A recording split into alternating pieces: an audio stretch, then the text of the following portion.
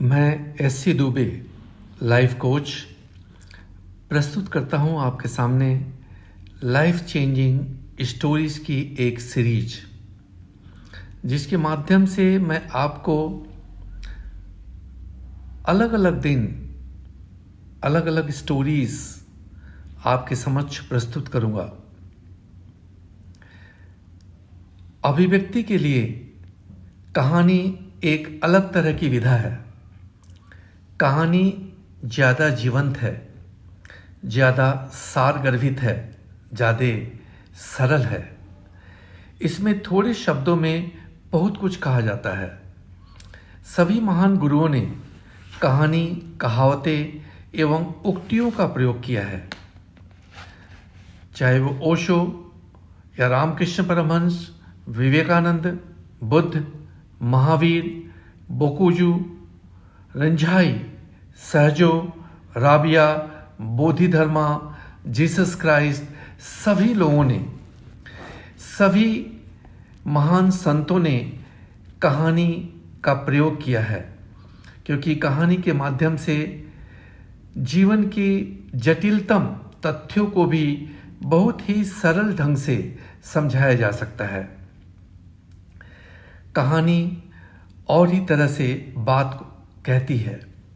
यह चीज़ों को सरल बनाती है, यह चीज़ों को काव्यात्मक बनाती है, यह कम तार्किक, जीवन के ज़्यादा करीब, अधिक विरोधाभासी है।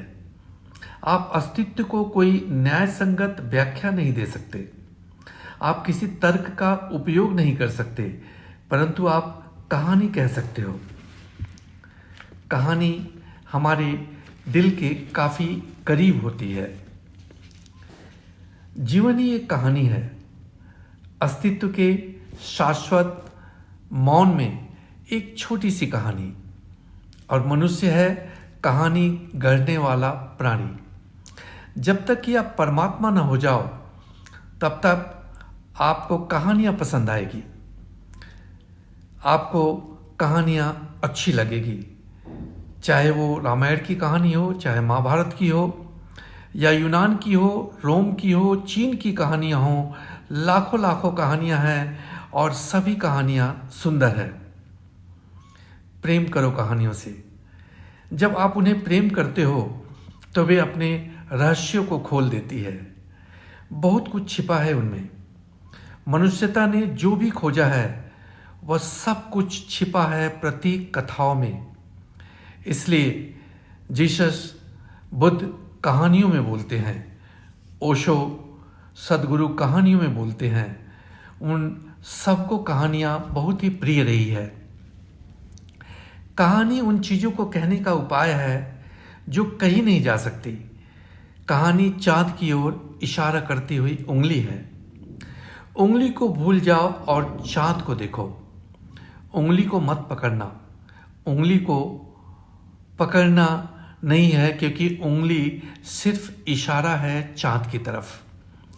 कहानी को समझकर हमें कहानी को भूल जाना है, लेकिन कहानी के अंदर जो तथ्य है हमें उस तथ्य को पकड़ लेना है। और कहानी की यही सुंदरता है।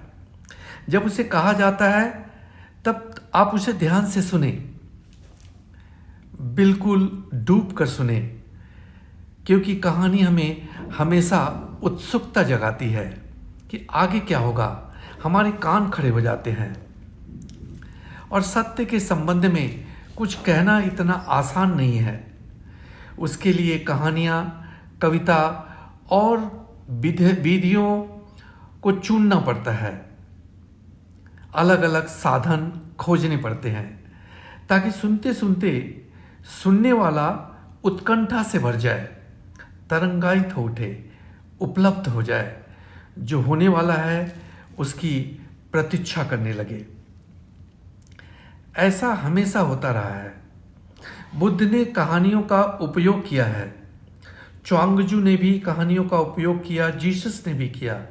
विश्व के सभी महान संतों ने कहानियों को एक विधि की तरह इस्तेमाल किया, और युग युग में कहानी का उद्देश्य सफल हुआ है। आज भी यह बहुत ही अर्थपूर्ण है। भविष्य में भी यह हमेशा अर्थपूर्ण रहेगा। कहानी केवल किस्सा नहीं है, वह आपका मनोरंजन करने के लिए सिर्फ नहीं है।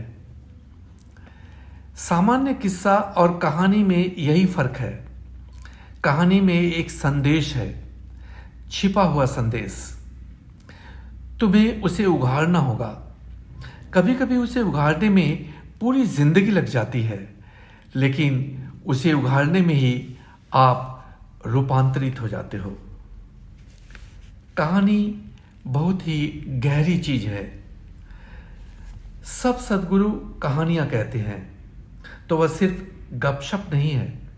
कहानियों का स्वभाव ऐसा है कि वे परोक्ष रूप से, इनडायरेक्ट रूप से छिपकर किसी और बहाने से असली बात को सुनने वाले के गले में उतार देती है। कहानी एक संवाद है श्रोता के साथ। इससे कहने वाले की तरह सुनने वाला भी बहुत ही महत्वपूर्ण है। सुनने वाला किस भाव दशा में है, वह दिल से सुन रहा है या दिमाग से, उसका परिवेश क्या है, ये चीजें बहुत कीमती है। सूफी तो अपनी कहानियां हर किसी से कहते ही नहीं है। वे खास समय, खास व्यक्ति से ही कहानियां कहते हैं। तो मैं सभी संतों की कहानियों को आपके समक्ष लाने वाला हूं, एक एक करके सीरीज में। हमें आशा है आपको ये कहानियां अच्छी लगेगी।